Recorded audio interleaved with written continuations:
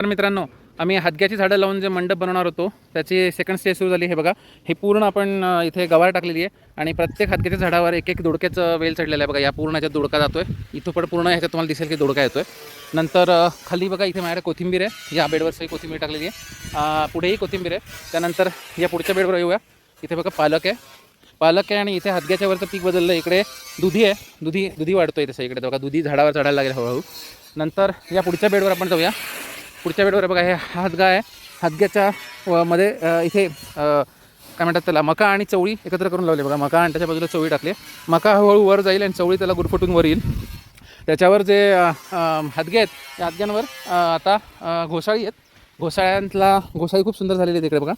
आणि मका चवळी खाली, वरती घोसाळी. या घोसाळीसुद्धा लागायला लागले. हे बघा, हे एक फिमेल फ्लॉवर आहे. त्याच्या पुढच्या बेडवर बघा, हे पूर्ण भेंडी आहे. या भेंडीच्या 3 लाईन्स आपण इथे घेतल्या आहेत बघा. पूर्ण या 3 भेंडीच्या लाईन्स आहेत. आणि या भेंडीमध्ये कुठलं पीक आहे हादग्यावर, तर चौथ्या लाईनमध्ये बघा, हे हादग्यावर इथे कारलं आहे. हे कारलं आता हादग्यावर वरती चढायला लागलं आहे. त्याच्या ज्या पुढचे बीड आहेत त्याच्यावर 4 प्रकारचे पालेभाज्या टाकलेल्या आहेत. या 4 प्रकारच्या पालेभाज्या तुम्हाला इथे दिसेल, ह्या फ्रेश टाकल्या आहेत. मागचा जो त्याच्यातली बॅच होती त्याच्यातली ही मेथी आता हे काढायला येईल पुढच्या आठवड्यात. त्याच्यानंतरच्या बॅचमधली ही मेथी आहे. हे बघा, इथे त्याच्या पुढच्या बॅचमधली ही करडई आहे. नंतर ह्या इथे कांदापात टाकलेली आहे.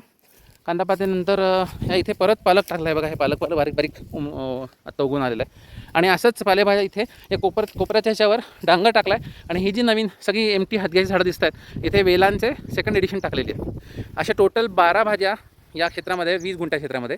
हा आमचा भाजीपाल्याचा पॅटर्न तुम्हाला कसा वाटला कमेंटमध्ये नक्की कळवा. धन्यवाद.